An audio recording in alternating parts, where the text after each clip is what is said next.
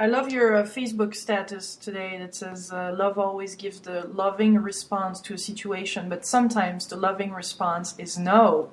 You know, that's such an important issue because I think a lot of people have a fear that if they make love their bottom line, that somehow they will become doormats, that somehow they will be taken advantage of, that somehow they will lose out in life. And you come to understand it's the opposite. Mm-hmm. When you come from love, you know, does a parent who loves a small child allow the small child to play with sharp scissors just because they want to? No. Love doesn't mean, okay, honey, I love you so much, I'll give you whatever you want. No, love in that moment would say, absolutely not, you're not playing with those scissors. So you don't have to worry that love would lead you away from righteous, appropriate, smart, psychologically sound behavior. It would lead you towards it.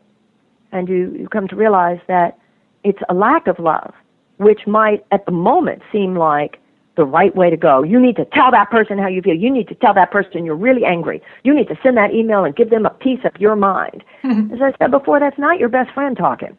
It's your self-hatred posing as your self-love. And so you realize love, what would love have you do in that moment? Love would have you go to God first. And you say, I really need the atonement for myself. This is about myself. Dear God, I give my anger, I give my temper that's coming up in this moment. And then what you realize, it might be that this isn't even something you're supposed to talk to them about. This is just your issue. Or it might be that because you go into your own heart, find your own peace with God, which is the miracle, that because all minds are joined, you won't even have to say anything because they'll automatically get it because everybody subconsciously knows everything. You change, they change. Or number 3, you will come out of that, having gone back to find your peace and your oneness with God. You might actually come out of that knowing that there is something for you to say or there is an email for you to send, but it will be so different. Its energy will be so different. It will be kind.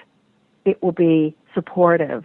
Yes, it might be expressing a no. It might be expressing a boundary. It might be expressing a standard that needs to be upheld. But it will come from such a different place in you that the other person will be able to hear it and not feel that they have to resist you or build a wall against you because they feel the underlying attack of your judgment and blame. Yes. So it's probably better to wait in those moments, not to respond in fear. Yeah, I think probably better to wait is an understatement. Yeah, you know, the old statement, take a deep breath and count to 10. And it's more than that. It's saying, dear God, help me. Yeah. And I dear God, I really see these, the shadow. I see my anger. I see all this. Dear God, please return me to my peace. Mm-hmm. That's our greatest contribution to the world, that we find our peace. And a lot of people will come up with things like, I don't mean this is a judgment, but, like, hello, it's got to be a lot more real than that, which is that the judgment in your heart is actually removed. It's a lot easier said than done, but it is the work that we need to do. Mm-hmm.